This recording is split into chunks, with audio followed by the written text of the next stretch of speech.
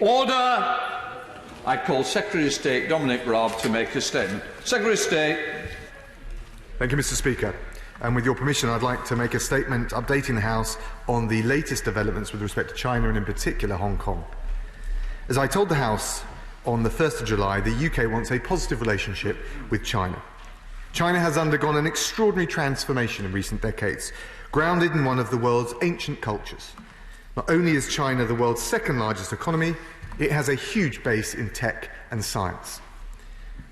The UK government recognises China's remarkable success in raising millions of its own people out of poverty.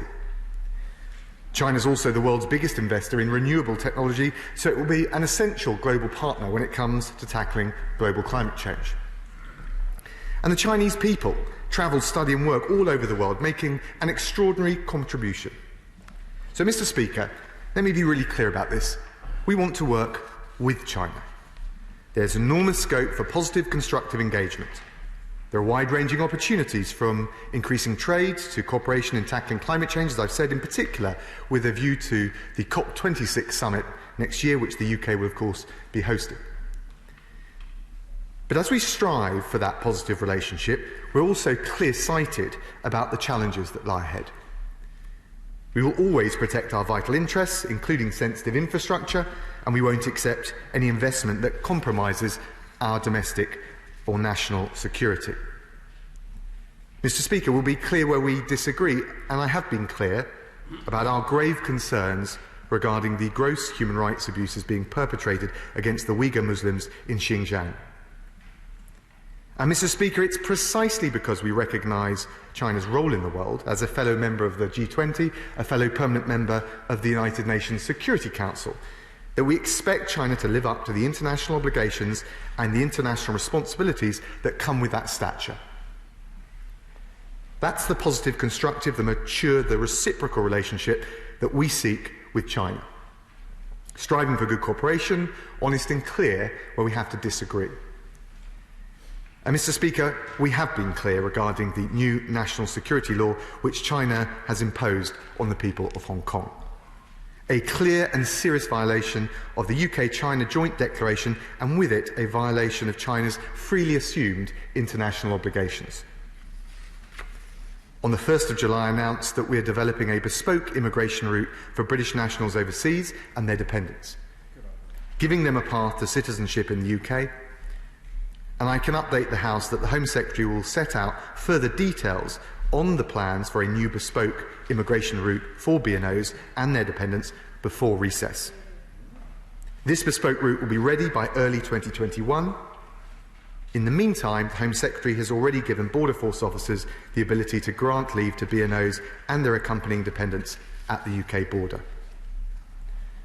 Mr. Speaker, beyond our offer to BNOs, today we are taking two further measures, which are a necessary and proportionate response to this new national security legislation, which we've now had the opportunity to assess very carefully. First, given the role China has now assumed for the internal security of Hong Kong and the authority it's exerting over law enforcement, the UK will extend to Hong Kong the arms embargo that we've applied to mainland China since 1989. To be clear, the extension of this embargo will mean there will be no exports from the UK to Hong Kong of potentially lethal weapons, their components or ammunition. And it will also mean a ban on the export of any equipment not already banned, which might be used for internal repression, such as shackles, intercept equipment, firearms and smoke grenades.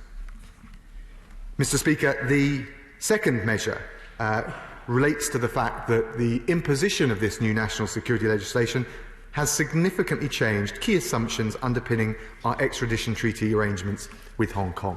And I have to say, I'm particularly concerned about Articles 55 to 59 of the law, which give mainland Chinese authorities the ability to assume jurisdiction over certain cases and to try those cases in mainland Chinese courts. Mr. Speaker, the national security law does not provide legal or judicial safeguards in such cases. I'm also concerned about the potential reach of the extraterritorial provisions. So I have consulted with the Home Secretary, the Justice Secretary and the Attorney General, and the Government has decided to suspend the extradition treaty immediately and indefinitely. And I should also tell the House that we would not consider reactivating those arrangements unless and until there are clear and robust safeguards which are able to prevent extradition from the UK being misused under the new national security legislation. Mr. Speaker, there remains considerable uncertainty about the way in which the new national security law will be enforced. I would just say this: the United Kingdom is watching, and the whole world is watching. And in the last few weeks, I've been engaged with many of our international partners in a concerted dialogue about how we should best respond to the unfolding events that we're seeing in Hong Kong. On the 8th of July, I spoke with our Five Eyes foreign minister partners.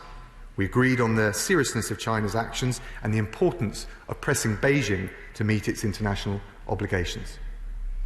I welcome the fact that Australia, Canada and the US have taken a range of measures with respect to Hong Kong, including variously export controls and extradition, as we are taking today.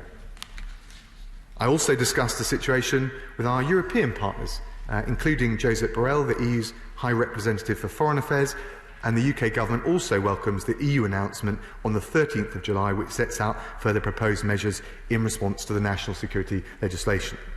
A number of our international partners are also considering what offers they may be willing to make to the people of Hong Kong following the UK offer in relation to B&Os.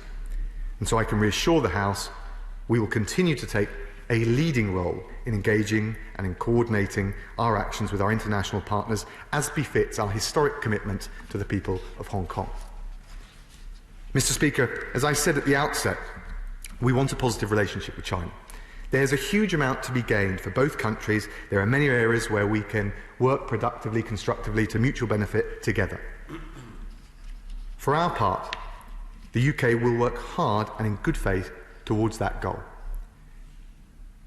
But we will protect our vital interests. We will stand up for our values, and we will hold China to its international obligations. The specific measures I've announced today are a reasonable and proportionate response to China's failure to live up to those international obligations with respect to Hong Kong, and I commend this statement to the House.